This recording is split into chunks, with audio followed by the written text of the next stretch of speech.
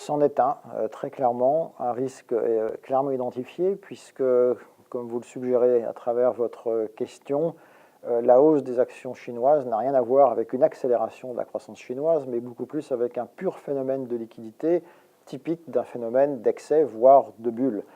Les particuliers se précipitent massivement dans la bourse chinoise grâce à des assouplissements sur les conditions d'investissement, notamment sur les fameux appels de marge auxquels doivent souscrire ou répondre les investisseurs privés chinois. Et ça crée cet emballement, cet engouement pour les actions et cet emballement de la bourse chinoise qui n'a absolument rien de fondamental. Alors quand on fait un excès, voire une bulle, sur un phénomène pur de liquidité, on sait que ça a une fin. Les liquidités, comme les cours de bourse, ne montent pas jusqu'au ciel. À un moment donné, ça s'arrête, et quand ça s'arrête, généralement, ça se retourne violemment, et ça crée un phénomène qu'on appelle en général un crack. Donc la Chine doit être regardée de près, plus d'ailleurs sur le plan maintenant financier, notamment le marché action, comme on le disait à l'instant, que sur un plan économique où la croissance semble malgré tout arriver à s'inscrire sur un niveau autour de 6,5%.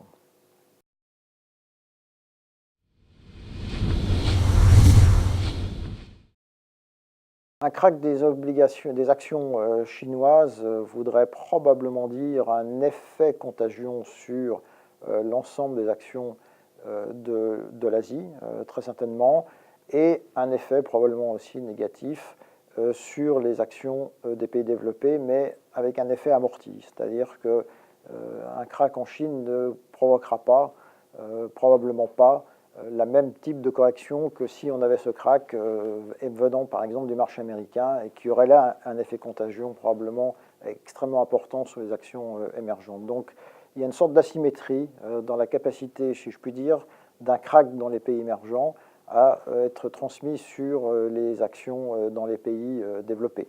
Mais néanmoins, ça serait évidemment un obstacle à franchir pour les investisseurs des pays développés.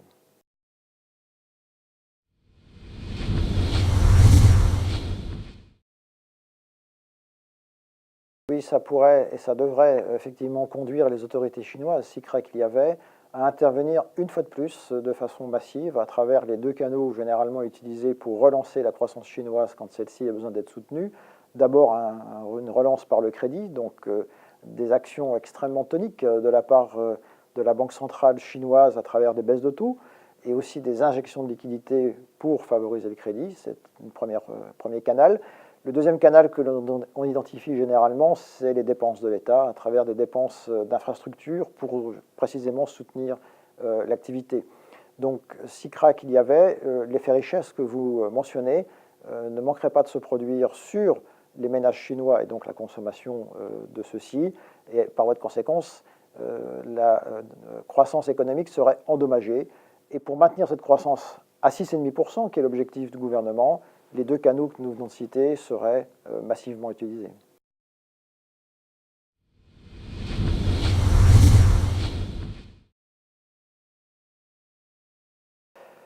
Oui, ce canal peut être encore utilisé avec malgré tout le risque que l'on crée un excès encore plus important en termes d'investissement qui appellerait plus tard, et plus tard c'est en nombre d'années que ça se compte, une correction de ce surinvestissement plus importante par voie de conséquence. Donc, sauver l'économie chinoise à court terme avec des dépenses d'investissement, c'est possible, mais ça aura un prix, ça aura un coût qui sera un risque de correction de ce surinvestissement plus tard dans les prochains cycles.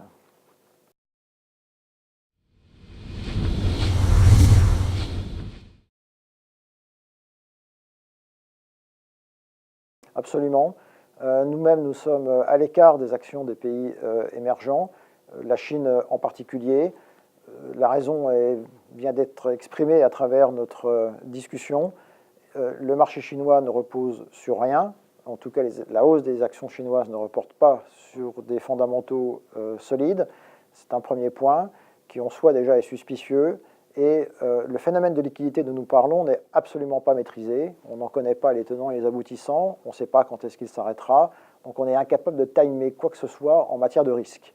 Ça fait beaucoup de choses et beaucoup de risques que nous ne voudrions pas faire prendre à nos clients. C'est la raison pour laquelle nous sommes aujourd'hui à l'écart des actions chinoises, des actions émergentes en général, mais des actions chinoises en particulier.